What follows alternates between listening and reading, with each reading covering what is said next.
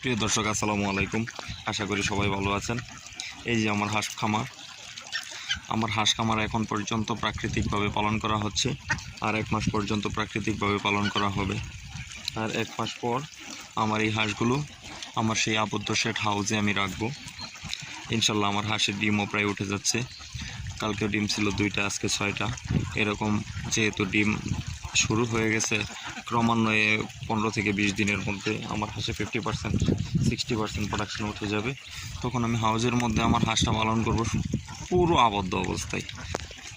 আর আল্লাহর রহমতে তখন আর কোনো কষ্ট থাকবে না।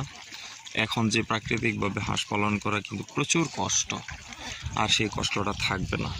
আর প্রাকৃতিকভাবে হাঁস পালন করলে হাঁসের ডিমটা উঠানামা করে, কিন্তু আবদ্ধ অবস্থায় যদি হাঁস পালন করি তখন আর ডিম ওঠানামা করার কোনো সম্ভাবনা নেই যদি হাঁস অসুস্থ না হয়।